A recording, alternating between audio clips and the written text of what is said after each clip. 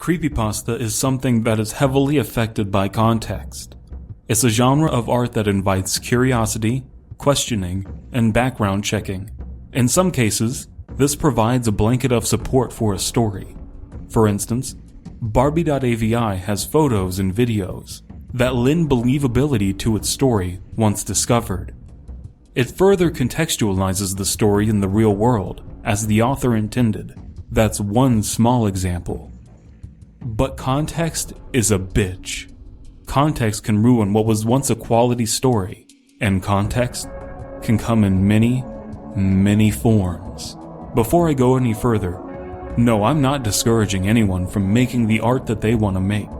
Creepypasta is horror that deals with reality as it is, not as we want it to be. So bear in mind, I'm being real here. I'm pointing out a phenomenon, not suggesting a solution. There is no solution in a free society or in a free internet. Originally, creepypastas were written within the context of anonymous message boards like 4chan's X board. They were rather short, anonymous, and presented themselves as true accounts. This is an art that has been relegated to Reddit's no sleep board, and even there, the anonymous nature of the stories has been abandoned. So that's one small pretense of realism that's been lost. This tiny bit of context alone prevents these stories from being entirely real.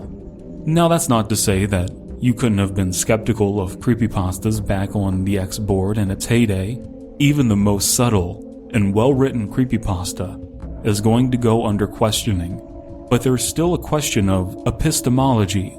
Most rational people don't believe in Bigfoot, but skeptics can't disprove Bigfoot. But it's fine. No biggie. At least not yet. However, let's say you write a creepypasta. Candle Cove is a classic written by Chris Straub. I'm going to assume you've read it. The story begins with people on a message board discussing a strange local kids show. And we get the twist that despite remembering the same details independently of one another, it was actually just static on a TV. Wonderful closing statement. A creepy journey ending with a spine-tingling twist. Also, impossible to disprove. But success breeds imitators. The premise of the creepypasta, Candle Cove, is that as children, people could see a TV show that didn't exist. The final line of Candle Cove being, "You had a big imagination with your little pirate show," gives the story the conclusion it needs. That is the only closure the story could have, and be effective at what it did so well. But enter the fan story. Candle Cove experiences, tales of the laughingstock. Don't read this story. It destroys the context of the original Candle Cove by not understanding it at all. See, a creepypasta is essentially put on the internet for free. Now don't take that line out of context, but since the barrier to entry for writing a creepypasta is non-existent, this fan creation is basically put on the same level as the original. The same plane, the same playing field. And it's garbage. That claims that Candle Cove was an actual show. The ambiguity that made the original such a hit is trampled on by this unofficial sequel. Candle Cove was just static. And this most basic concept isn't understood by this story's author.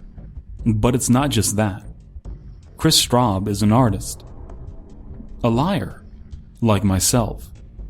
He's talked about the story as being just that, a story. Again, this isn't a bad thing, but it pulls the story away from realism. This additional context can't be erased. It's good that Chris Straub has gotten credit for his work. I like getting credit for my work as well. But there is an unquestionably lame aspect of context, and that is jokes relating to creepypasta. Now, Jeff the Killer has never actually been a creepypasta. It's a revenge fantasy, a poorly written one. But any pretense of realism it could have had was destroyed by the endless fan art attempting comedy. It was destroyed by people capitalizing off the obsession with poorly made clothing and merchandise of a story people treat like a public domain whore. It'd be a real tragedy if Jeff the Killer wasn't its own bit of quality-hampering context.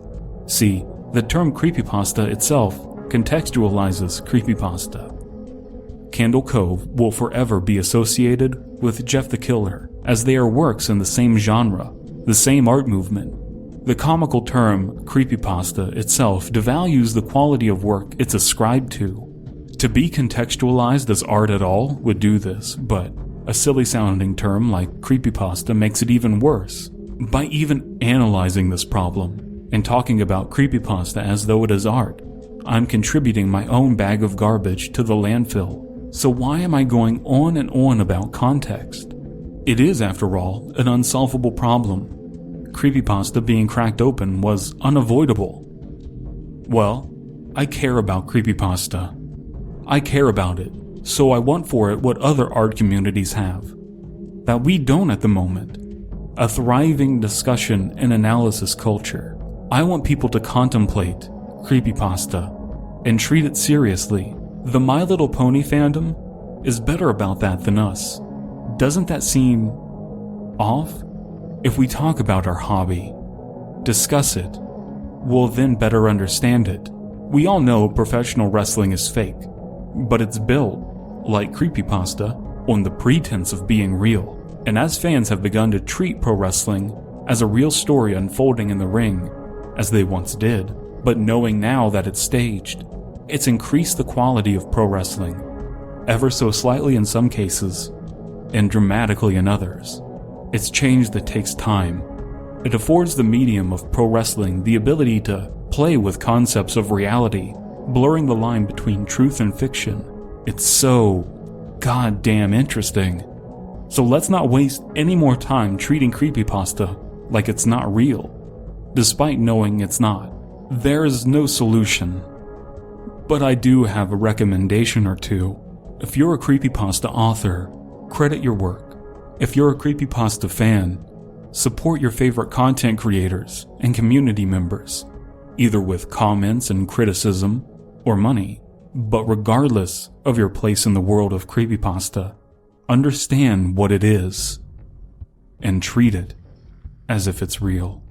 Now I enjoy the rest of this footage, but I've got nothing else to say on the matter, so I'll let this ride out. If you have something to contribute, please leave a comment. And if you want more content like this, consider subscribing.